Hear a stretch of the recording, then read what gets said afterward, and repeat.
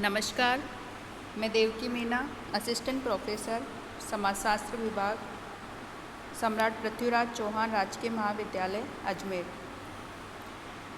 आज का हमारा टॉपिक है समाजशास्त्र में प्रत्यक्षवाद, पॉजिटिविज्म इन सोशियोलॉजी।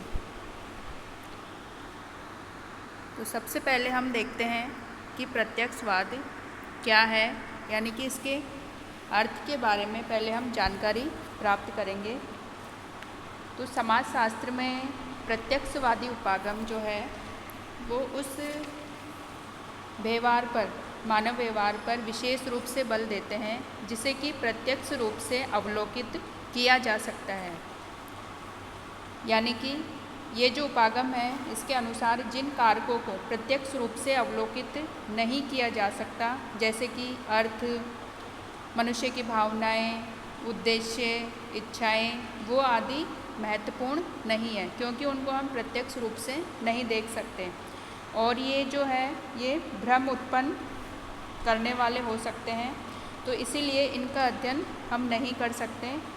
तो प्रत्यक्षवादी उपागम के अनुसार केवल जो प्रत्यक्ष रूप से जिनको देखा जा सकता है, जिनका अवलोकन किया जा सकता है, केवल उन्हीं का अध्ययन हम कर सकते हैं या उन्हीं का अध्ययन किया जा सकता है। तो प्रत्यक्षवादी अवलोकित किए जाने वाले तथ्यों पर इस कारण बल देते हैं क्योंकि मानव व्यवहार की जो व्याख्या उसी तरीके से की जा सके जिस तरीके से प्राकृतिक विज्ञानों में किसी पदार्थ के व्यवहार की व्याख्या की जाती है।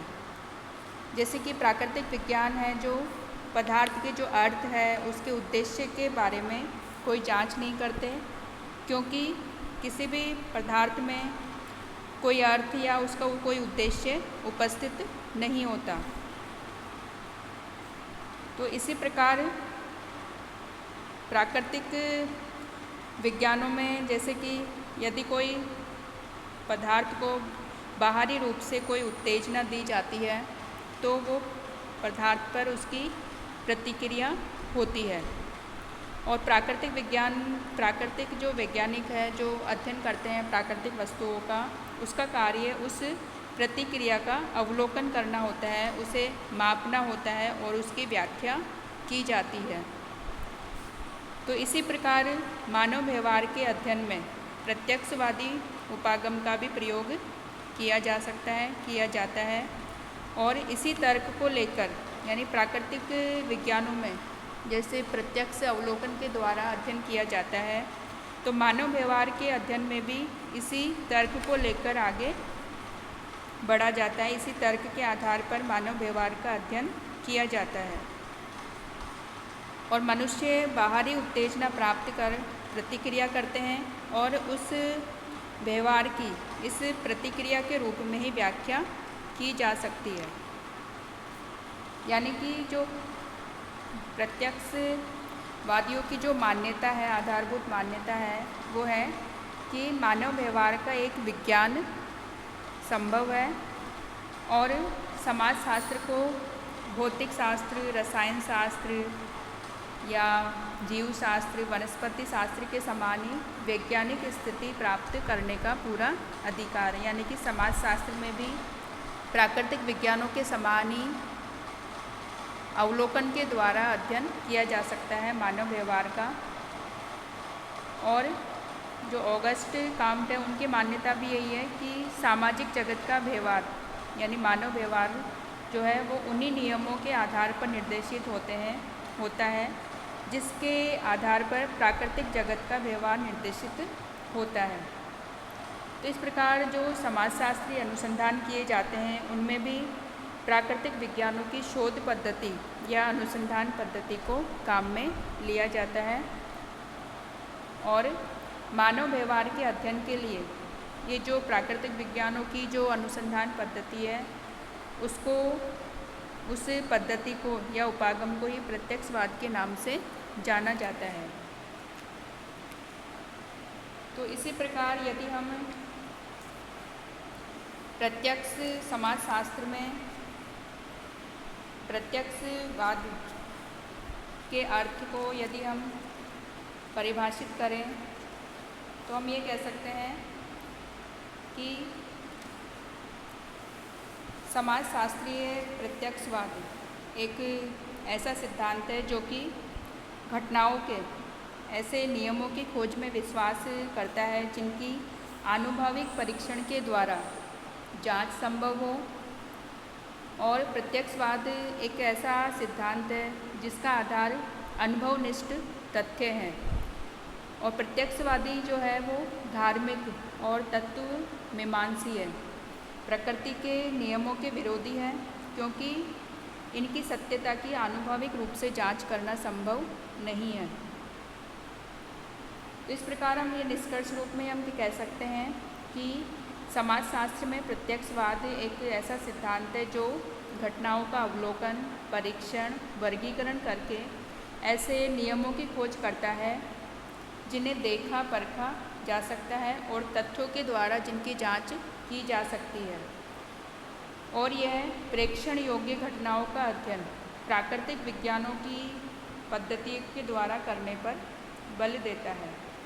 यानी कि प्रत्यक्षवाद में प्राकृतिक विज्ञानों में जो अध्ययन पद्धति काम में ली जाती है, तो प्रत्यक्षवाद के अनुसार समाजशास्त्र में यानी कि समाज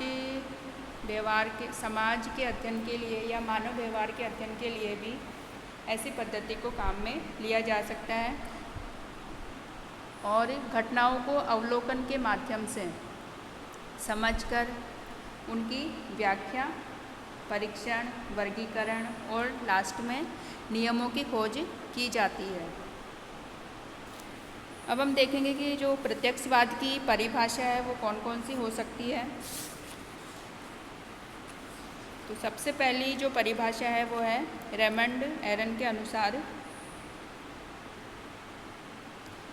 इन्होंने कहा है कि प्रत्यक्षवाद का संबंध घटनाओं के निरीक्षण, उनके विश्लेषण तथा उनके पारस्परिक संबंधों को नियमित करने वाले नियमों की खोज से है। अर्थात इसमें निरीक्षण, परीक्षण, प्रयोग और वर्गीकरण के आधार पर घटनाओं की व्याख्या करना और उन्हें समझना ही प्रत्यक्षवाद कहलाता है।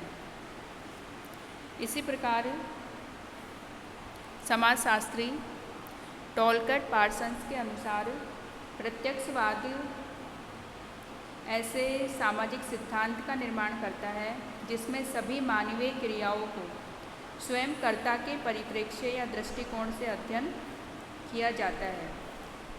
इसमें समाजशास्त्री वस्तुनिष्ठ रूप से अध्ययन करता है, यानी कि घटनाओं का जो अध्ययन है वो वस्तुनिष्ठ रूप से किया जाता है, न कि व्यक्तिनिष्ठ रूप से, जिसके बारे में हमने पिछली क्लास में अध्ययन किया था कि वस्तुनिष्ठ अध्ययन और व्यक्तिनिष्ठ अध्ययन दोनों अलग होते हैं। और किसी भी अध्ययन में जितनी अधिक वस्तुनिष्ठता होगी वो अध्ययन उतना ही वैज्ञानिक होगा और हमारे जो निष्कर्ष होंगे वो उतने ही बिल्कुल सही निष्कर्ष हमें प्राप्त होंगे। इसके विपरीत यदि हमारा अध्ययन व्यक्तिनिष्ठ होता है, यानी सब्जेक्टिव रूप से हम अध्ययन करते हैं, तो हमारे जो निष्कर्ष हैं वो वैज्ञानिक बिल्कुल भी नहीं रहेंगे। अब हम देखते हैं प्रत्यक्षवाद की विशेषताएं। तो प्रत्यक्षवाद की विशेषताओं में सबसे पहली जो विशेषता है वो हम कह सकते हैं कि प्रत्यक्षवाद प्रेक्षण योग्य घटनाओं का ही अध्ययन करता है। यानी कि प्रत्यक्षवाद में प्रेक्षण योग्य यानी कि जिन घटनाओं को हम देख सकते हैं, अनुभव कर सकते हैं, उन्हीं घटनाओं का अध्ययन हम इसमें करेंगे। अगली विशेषता है कि प्रत्यक्षवाद घटनाओं की व्याख्या उनके अवलोकन, परीक्षण और वर्गीकरण के आधार पर करता है। यानी कि उनके अवलोकन के आधार पर ही घटनाओं का अध्ययन किया जाएगा। नेक्स्ट है प्रत्यक्षवाद समाजशास्त्र में प्राकृतिक विज्ञानों की विधियों के द्वारा अध्ययन पर बल देता है।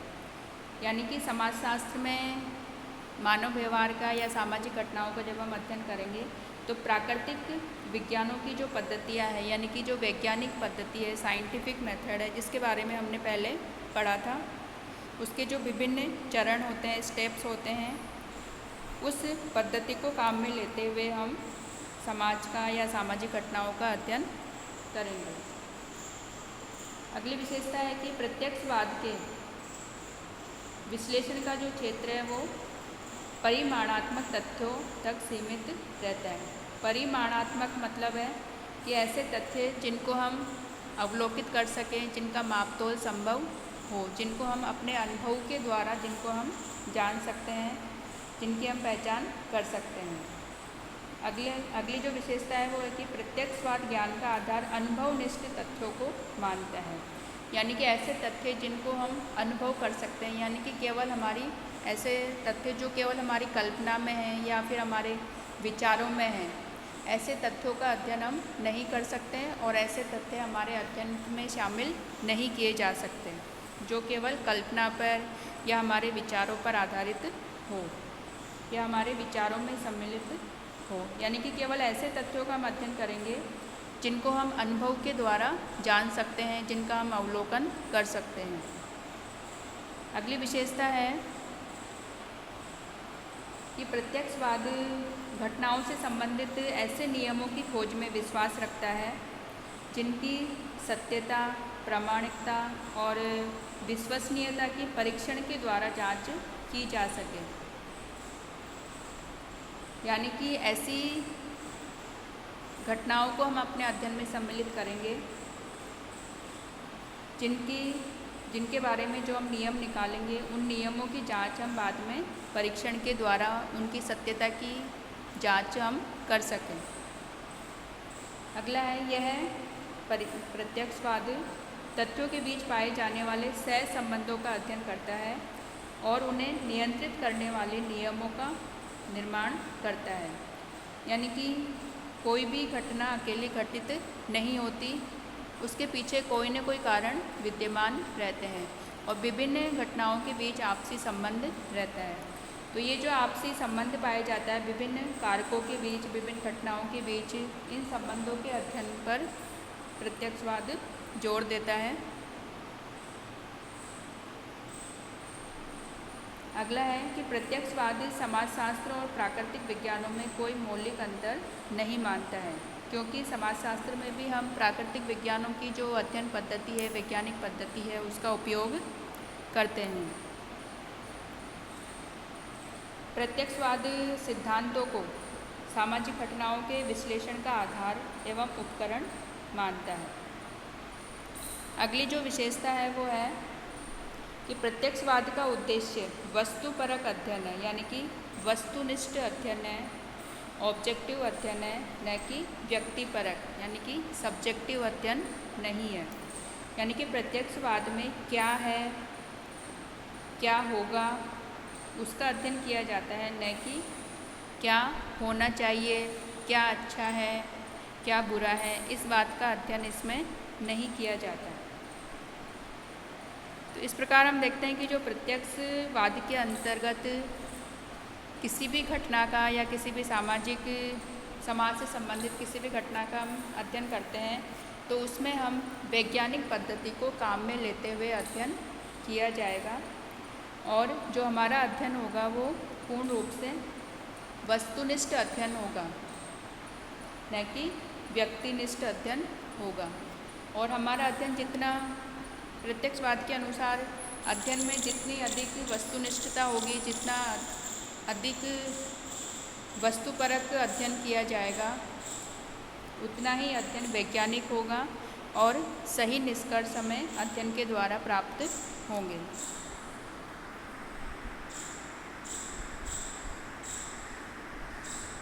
इस प्रकार आज हमने देखा कि समाजशास्त्र में प्रत्यक्षवाद क्या है, उसका अर्थ क्या है, परिभाषाएं और प्रत्यक्षवाद की कौन कौन सी विशेषताएं होती है।